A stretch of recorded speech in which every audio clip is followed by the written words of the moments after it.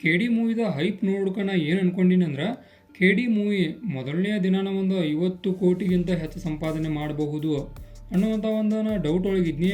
But ಇದು 50 ಕೋಟಿ ಬಿಡ್ರಿ, ಕೇವಲ 3 ಕೋಟಿ 50 ಲಕ್ಷ ಸಂಪಾದನೆ ಮಾಡೈತಿ. ಇದು ಲಿಟ್ರಲಿ ನನಗೆ ಮಾತ್ರ ಶಾಕಿಂಗ್ ಅನಿಸ್ತು. ಕಾರಣ ಅಷ್ಟು ದೊಡ್ಡ ಆ್ಯಕ್ಟರ್ಗಳು ಇದ್ರೂ ಕೂಡ ಕೇವಲ ಇಷ್ಟ ಕಲೆಕ್ಷನ್ ಅಂದ್ರೆ ಇದು ಲಿಟ್ರಲಿ ಶಾಕಿಂಗ್ ಮೂಮೆಂಟ್ ಅಂತ ಹೇಳ್ಬೋದು. ಒಂದನೇ ದಿನ 3 ಕೋಟಿ 50 ಲಕ್ಷ ಸಂಪಾದನೆ, ಎರಡನೇ ದಿನ ಸೇಮ್ ಅಮೌಂಟ 3 ಕೋಟಿ 50 ಲಕ್ಷ ಸಂಪಾದನೆ. ಓವರಾಲ್ ಆಗಿ ನಮ್ಮ ಇಂಡಿಯನ್ ನೆಟ್ ಕಲೆಕ್ಷನ್ ನೋಡೋದಾದ್ರೆ ಸುಮಾರು 7 ಕೋಟಿಯನ್ನು ಕ್ರಾಸ್ ಮಾಡೈತಿ. ಆನಂತರ ವರ್ಲ್ಡ್ ವೈಡ್ ಆಗಿ ನೋಡೋದಾದ್ರೆ 8 ಕೋಟಿ 19 ಲಕ್ಷ ಸಂಪಾದನೆ ಮಾಡೈತಿ. ಮೊದಲ ಇದರ ಬಜೆಟನ್ನು ತಿಳ್ಕೊರಿ, 100ರಿಂದ ಹಿಡಿದ 150 ಕೋಟಿ ಬಜೆಟ್ ಒಳಗೆ ನಿರ್ಮಾಣವಾದಂಥ ಈ ಒಂದು ಮೂವಿ ಕೇವಲ ಮೊದಲನೇ ದಿನ ಲಿಟ್ರಲಿ 3 ಕೋಟಿ 50 ಲಕ್ಷ ಅಂದ್ರೆ ಒಂದು ಮಟ್ಟಿಗೆ ಹೇಳ್ಬೇಕಂದ್ರೆ ನನಗೆ ಮಾತ್ರ ಸಣ್ಣ ಮಟ್ಟಿಗೆ ಡಿಸಪಾಯಿಂಟ್ಮೆಂಟ. ಒಂದು ಕನ್ನಡ ಮೂವಿಗೆ ತನ್ನದೇ ಆದ ಒಂದು ಗ್ರಿಪ್ ಇದ್ದರೂ ಕೂಡ ಇಷ್ಟ ಕಲೆಕ್ಷನ್ ಅಂದ್ರೆ ಲಿಟ್ರಲಿ ನಾ ಶಾಕ್ ಆದ್ನಿ. ಉದಾಹರಣೆಗೆ ನಾವು ಲವ್ ಮೊಕ್ಟೇಲ್ 3 ಆಗಲಿ ಅನೇಕ ಬೇರೆ ಬೇರೆ ಹೊಸಗಳು ಮೂವಿಗಳನ್ನು ಕಂಪೇರ್ ಮಾಡಿ ನೋಡಿದ್ರೆ ಇದು ಇಂಥ ಒಂದು ಹೈಪ್ ಇದ್ದರೂ ಕೂಡ ಇದು ಕಡಿಮೆನ.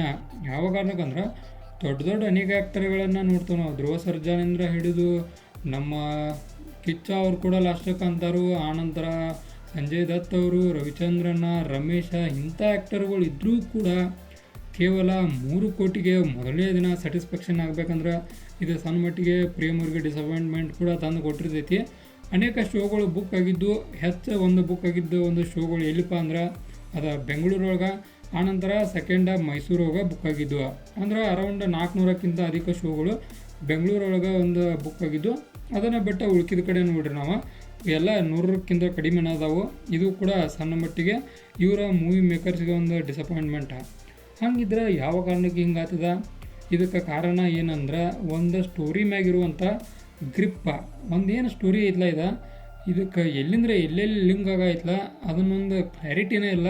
ಫಸ್ಟ್ನೇ ಒಂದು ಏನು ಇದನ್ನು ತೋರಿಸ್ತಾರಲ್ಲ ಫಸ್ಟ್ ಹಾಫ, ಅದರೊಳಗೆ ಎಲ್ಲಿಂದ್ರೆ ಎಲ್ಲಿಗೆ ಹೊಂಟೈತಿ ಅನ್ನೋದನ್ನು ಕ್ಲಿಯರಾಗಿ ತೋರಿಸಿಲ್ಲ.